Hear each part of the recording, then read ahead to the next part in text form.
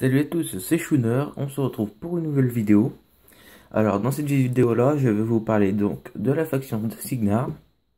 Donc je vais vous expliquer les caractéristiques, avec quoi ils sont principalement joués. Et je vous parlerai aussi des tiers des Warcasters. Alors qu'est-ce que c'est? Alors ça vous le verrez plus tard, donc je vous l'expliquerai dans cette vidéo là, à la fin je vous l'expliquerai. Donc je vais tout de suite commencer par l'explication de Cygnar. Alors Cygnar, donc c'est une armée on va dire un peu qui protège son peuple. Donc comparé à aux autres factions qui vont chercher à forcer leur peuple, c'est des tyrans. Ben, Cygnar, eux, va vraiment pas les forcer. Voilà, au niveau de la petite histoire. Principalement au niveau armée, alors Cygnar, c'est l'armée, mais vraiment l'armée de tir. Si vous voulez vraiment utiliser des attaques à distance, il faut prendre Cygnar, parce que c'est eux les meilleurs dans ce domaine-là. Vous avez donc déjà Cygnar manipule l'électricité. Donc ça c'est quelque chose comme par exemple le feu, la corrosion. Sauf que donc par exemple la corrosion va permettre à un Warjack ciblé de perdre un point de vie chaque tour. Alors l'électricité lui n'a pas tout à fait d'effet comme ça.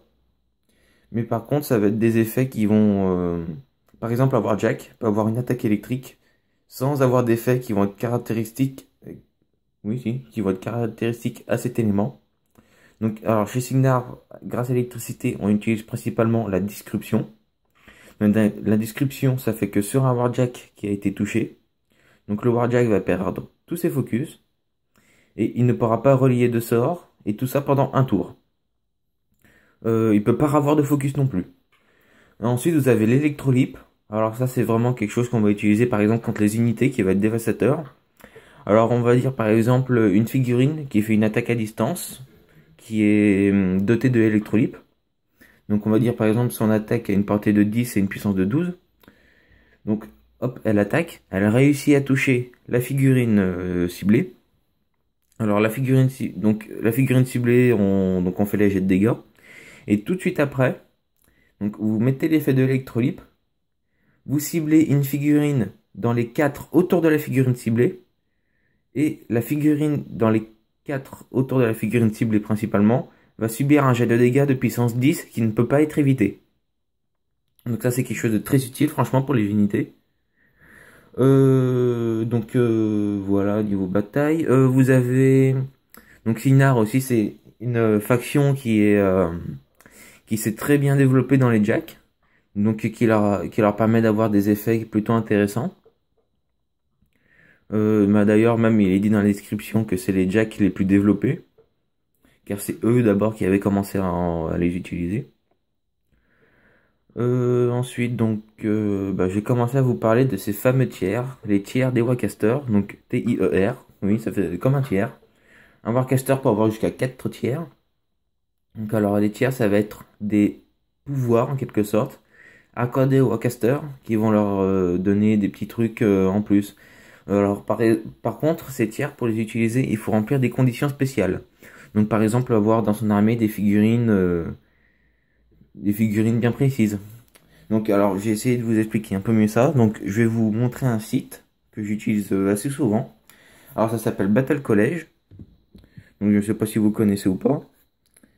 Alors voilà, donc vous prenez vous cherchez internet. Donc vous partez sur le moteur de recherche Battle College comme vous pouvez le voir. Donc vous avez Home. Plus en bas vous avez toutes les factions, tout bazar que vous pouvez choisir. Donc moi je vais prendre Cygnar vu qu'on parle de ça en ce moment. Alors il y a chargement.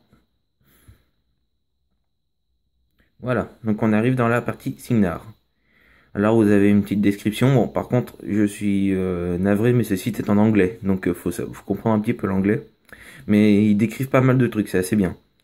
Alors là, voilà. Alors vous voyez ici, à partir de tout ce qui est en bleu là ici, ça va être des casters, des warjacks et tout bazar. Donc vous pouvez cliquer sur les figurines dont vous voulez connaître les effets, les attaques. Alors bon, on va commencer par les tiers, donc les warcasters. Alors j'ai commencé par on va commencer par Darius, tiens, vu que vous avez déjà fait une présentation dessus. Alors, faut juste que je le trouve. Voilà, il est là. Alors attendez, il y a un petit temps de chargement. Voilà.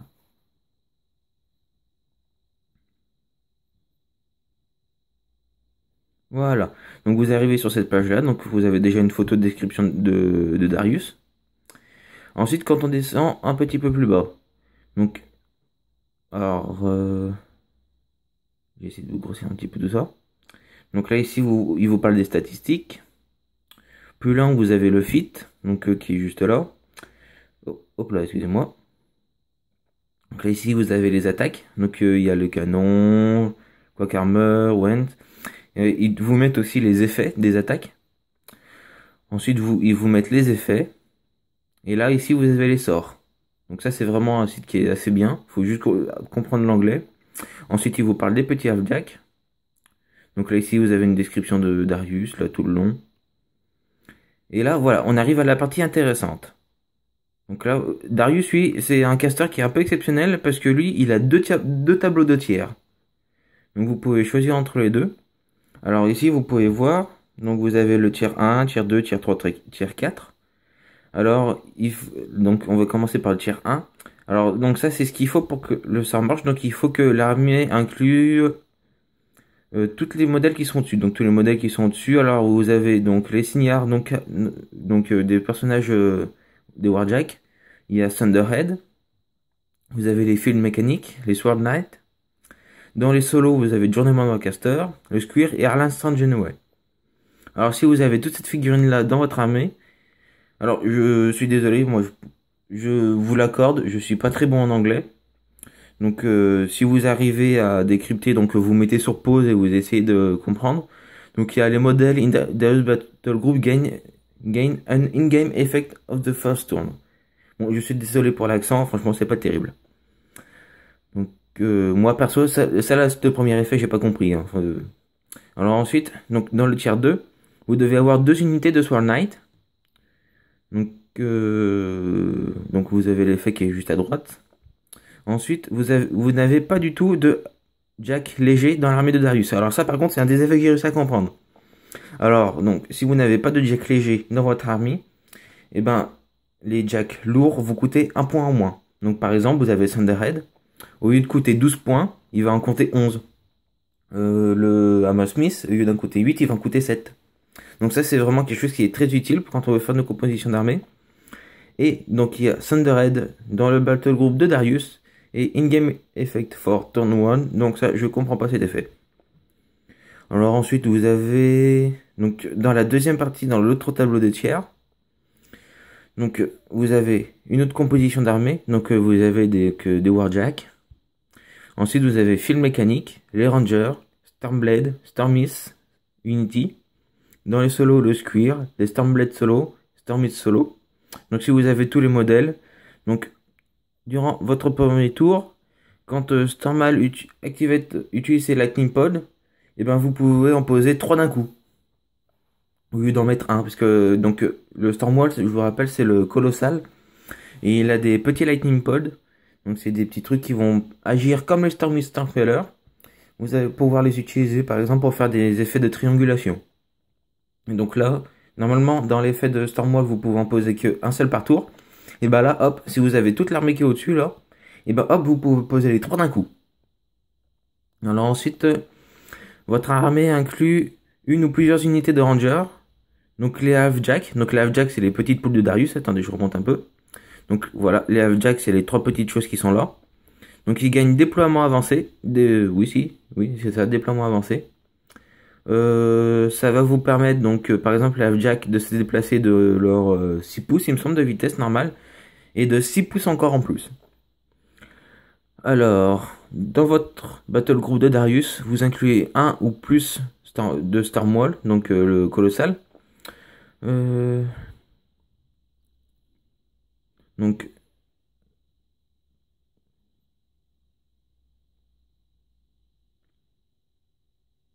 bon bah là j'ai pas compris l'effet, excusez-moi encore, mais je suis vraiment pas bon en anglais. Ensuite dans le tier 4, donc ouais donc je vous le remets, si vous voulez regarder, vous faites pause et vous essayez de déchiffrer. Alors ensuite, votre armée inclut 2 ou plus Warjack avec une armure de base de 19. Donc par exemple Thunderhead, Hammersmith ou des Jack lourds. Alors les Warjack avec une base de 19 d'armure gagnent plus 2 de speed pour le tour 1. Ça n'a pas vraiment beaucoup d'utilité, sauf si vous voulez prendre un petit peu d'avance sur l'adversaire. Moi personnellement dans mon armure vous verrez jamais utiliser ça. Donc voilà donc pour la présentation de Battle College. Sinon je vais vous présenter une application qui moi je trouve mieux au niveau explication des tiers. Alors ça s'appelle WH Armicrator. Donc là voilà donc vous avez le nom qui est juste en dessous, au-dessus pardon. Donc vous pouvez l'installer via Play Store.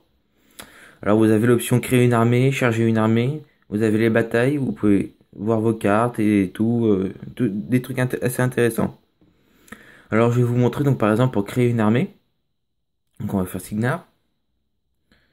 Alors par exemple donc vous avez Warcaster, les Warjack, donc vous cliquez, vous sélectionnez votre Warcaster que vous souhaitez. Donc par exemple je vais vous faire une armée avec Darius, tiens, vu qu'on en parlait. Donc hop, je l'ai sélectionné, donc Darius est là, donc armée sélectionnée, donc dans la petite catégorie qui est là. Donc vous voyez donc capitaine Dominique Darius et c'est Jack. Alors vous retournez dans les entrées possibles. Donc vous sélectionnez donc par exemple dans les Warjack on va prendre attendez non je vais vous montrer quelque chose avant. Attendez ce que je vais faire c'est que je vais enregistrer mon armée. Donc là ici juste en bas vous choisissez votre nom. Donc je vais mettre Darius 35 points.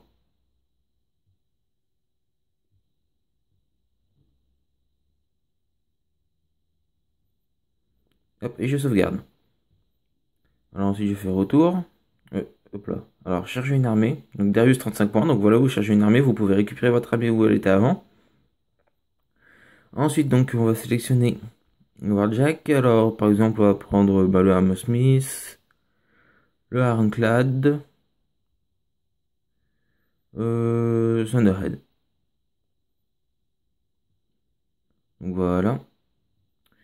Dans les unités on va dire on va se prendre une unité de Gunmage là les classiques de chez Signar. Voilà. Oups là. Alors dans les solos. Donc le classique aussi chez les armées Signar c'est à l'instant de Genoway, Journeyman Warcaster, il veut bien, voilà, et le Squire. Donc là vous voyez, donc on a nos points là ici, donc je me suis fait une petite armée à 35 points. Donc là, donc ici on peut voir le total donc, de ce que j'ai, donc là ici on voit le Squire, le Smith, Arangel Thunderhead, unité de Gunmage, le Captain Arleston Genoway et Journeyman Warcaster. Alors là, voilà. Donc vous allez dans les petits points là ici qui sont aussi dans les options. Vous cliquez, voilà, et vous mettez choisir le tiers. Alors hop là, donc vous arrivez dans un petit menu. Donc vous avez le nom de Warcaster. Alors Darius il est juste là. Donc par exemple on va dire qu'on peut prendre le premier que nous avions vu. Alors vous allez dans les entrées possibles. Alors vous allez dans les Warjack. Et par exemple vous avez tous les donc alors vous voyez que Thunderhead est mis en rouge. D'ailleurs, je ne sais pas pourquoi, puisque normalement il est dans le tiers. Moi d'ailleurs, ça me semble bizarre, tiens. Parce que ça veut dire en fait qu'il n'est pas bon pour effectuer les tiers de Darius. Mais ça me semble bizarre. D'ailleurs, donc on va regarder. Donc vous voyez ce petit T là qui est apparu en haut, qui est apparu en haut. Donc le T ça signifie tiers et 0 c'est le nombre de tiers que vous avez sélectionné. Donc vous cliquez dessus et ça vous affiche vos tiers. Donc vous avez tiers 1, tiers 2. Donc là, franchement, je trouve que sur cette application-là, les tiers sont beaucoup mieux expliqués que sur Battle College. Ça vous permet non seulement de créer des armées, de voir combien de points elles vont faire. Ah oui, attendez, j'ai compris pour fait pourquoi ça fonctionnait pas. C'est parce que j'ai pas sélectionné le bon tiers. Donc là, faut prendre le Darius Walking Q. Donc niveau tiers. Voilà. Donc ça va être mieux. Donc là, Hammersmith, Ironclad et hop, Thunderhead il avait apparu en vert. Donc dans l'armée sélectionnée. Ça me semble quand même bizarre. Attendez, je reviens. Donc là ici vous avez donc les tiers. Alors donc donc cette armée inclut les modèles qui sont au-dessus. Donc vous avez tous les noms des juste au-dessus là. Donc ça ensuite vous accédez au tiers 2. Donc les deux plus... ouais.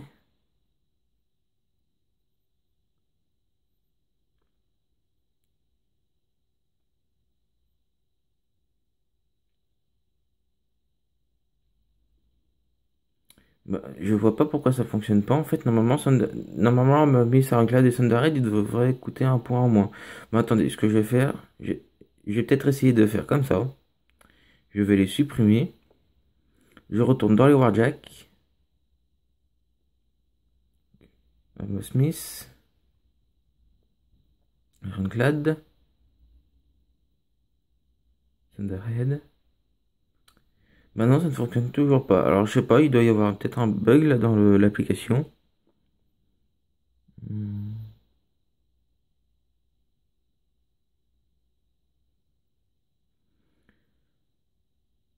Oui, bah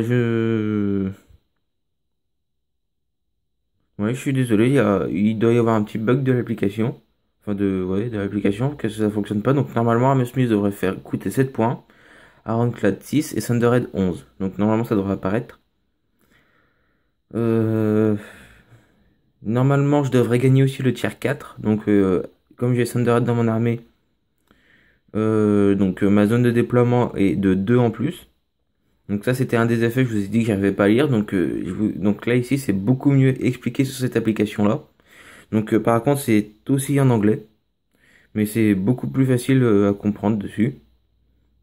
Donc, ouais, bah voilà. Donc je sais pas, ça, il doit y avoir un petit bug. Ouais, on va enregistrer l'armée comme ça vite fait. Je vais vous en créer une autre aussi d'armée pour vous montrer un peu d'autres tiers. Je vais en construire une avec Nemo. Nemo, puisque c'est un Warcaster qui est très bon chez Signar et qui est vraiment fait pour les attaques électriques en fait. Donc, la caractéristique de Signar, c'est chez Signar, excusez-moi, un petit peu mal articulé. Donc, alors, je vais prendre Nemo 3, tiens, pour cette armée-là. Hop là, il est sélectionné. Alors, je vais lui mettre un tiers aussi. Donc, choisir le tiers. Alors, Nemo 3, il est juste là. Hop là. Alors, normalement, vous avez une sélection. Quand vous appuyez dès le début, bah tiens, regardez, là, le petit T là, il y a un 1 dessus, donc ça veut dire que j'ai déjà un tiers qui est bon. Donc, dans les Warjack, alors je vais vous prendre déjà Dynamo. Alors, Dynamo, quand vous prenez. Alors, ah oui, aussi, je voulais vous signaler. Donc, quand vous sélectionnez un tiers, l'application va vous sélectionner les Warjack qui sont les plus appropriés pour mettre avec ce Warcaster sous ce tiers là. Donc, vous voyez là, déjà au niveau Warjack, c'est tout ce qu'on a pour aller avec Dynamo. Avec Nemo, excusez-moi. Je sélectionne Dynamo et Thunderhead. Excusez-moi. Il m'a articulé aujourd'hui. Alors, je vais vous prendre Dynamo et Thunderhead déjà parce qu'ils ont des attaques de type électrique. Donc, c'est vraiment les choses qu'il faut prendre avec Nemo. Alors après, dans les unités, ah voilà. Donc là, ici, par contre, ça fonctionne. Alors, vous avez donc les unités les plus appropriées avec lui. Alors, il y a un des tiers de Nemo, pardon, excusez-moi, je confonds encore avec Darius, qui permet au Silverline Stormguard ou au Stormguard de prendre un point en moins. Donc c'est vraiment très utile. Donc moi par exemple, là, vite on prend les Stormguard, on va prendre 10 modèles. Donc là vous voyez pour l'instant je suis à 6 points. Donc là donc normalement les Stormguard devaient coûter 9 points, ils en coûtent 8 à la place. Ensuite donc on va retourner là-bas. On va piocher dans les solos, donc les classiques, hein, Arlan, le Journeyman Warcaster. Donc voilà, et ensuite qu'est-ce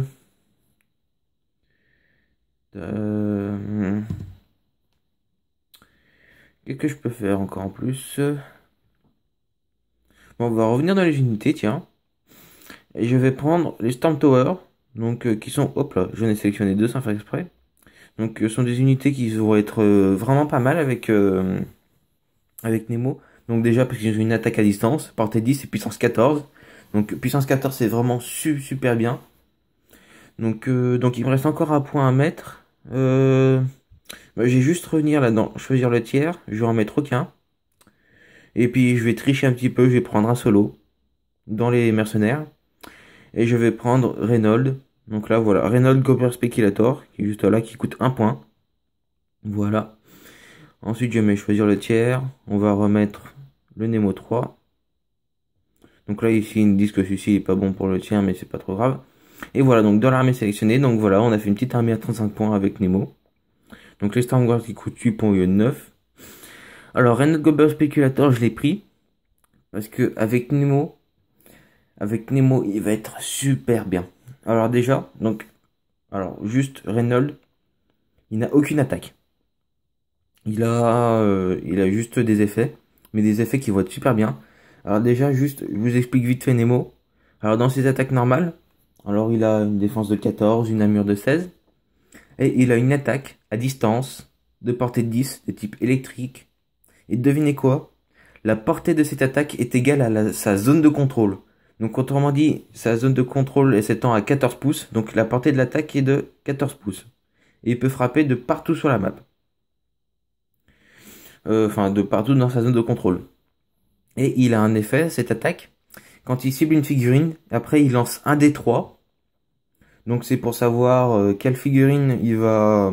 combien de figurines en plus il peut toucher. Donc par exemple on dit il va faire un D3, il va faire un D3 de 5. Et donc il lance un dé, il obtient un score de 5. Donc je parle de Nemo bien sûr. Avec le D3 on arrondit à l'entier supérieur. Donc on divise par 2. Donc 5 ça va nous faire 2,5. Et bon, ce qu'on a arrondi à l'entier supérieur donc ça va nous faire 3. Donc on obtient le maximum.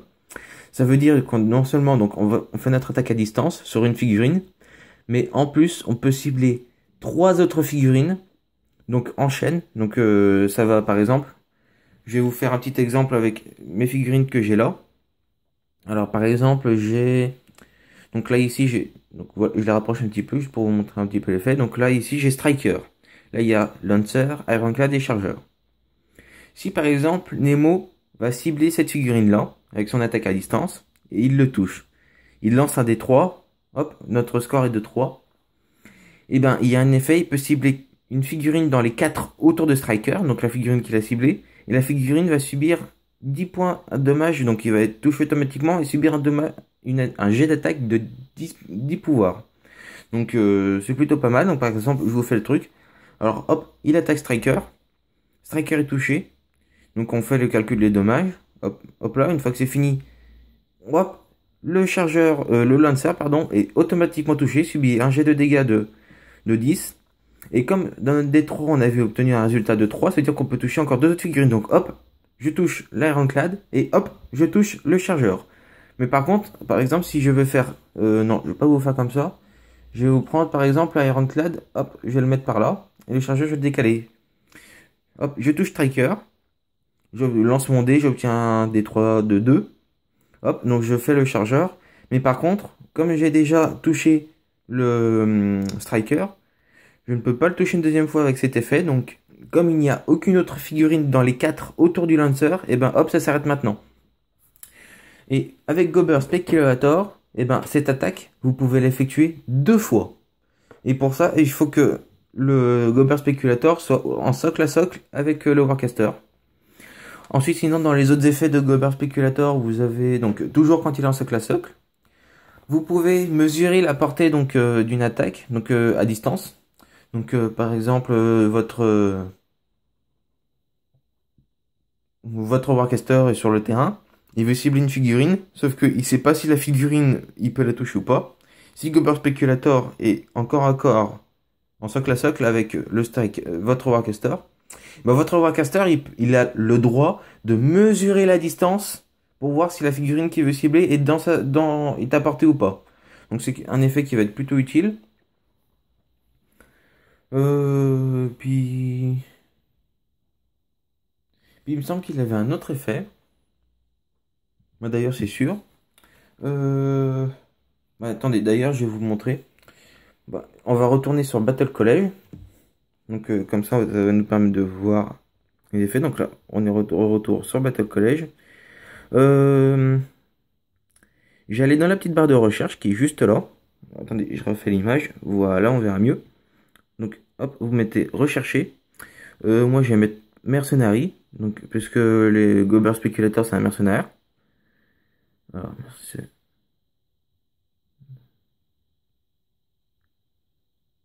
Voilà, on fait tomber rechercher. Donc il y a un petit temps de chargement. Voilà. Euh, donc mercenary, hop là, vous cliquez sur le mercenary qui est juste là. Et voilà, on arrive dans la partie mercenaire. Donc je vais descendre, j'ai cherché la figurine donc que je voudrais. Euh, J'aurais dû faire plus simple en fait, j'aurais dû marquer directement son nom. Euh,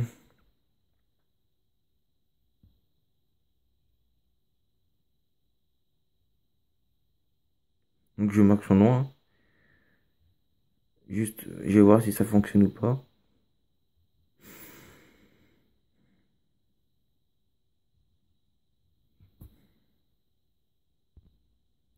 Ah, me revoilà, donc j'ai été obligé de couper puisque j'y arrivais pas à trouver, mais c'est bon, j'y suis arrivé.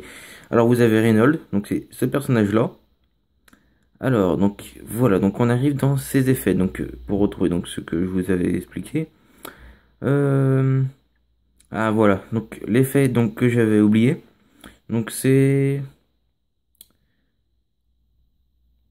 Alors si vous, donc votre Warcaster, donc vous êtes en corps à corps avec lui, donc pour une attaque à distance ou de corps à corps, vous pouvez rajouter un dé dans les dégâts.